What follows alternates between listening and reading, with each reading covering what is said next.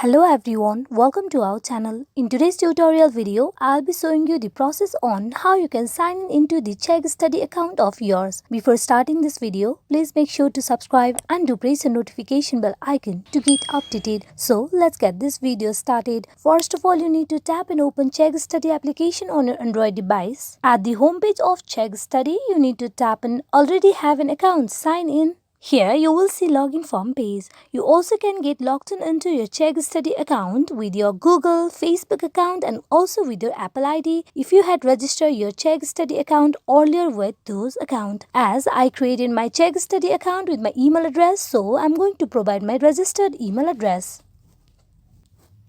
Then go in for providing a password of your Chegg study account. After providing both the details, you need to simply tap and sign in.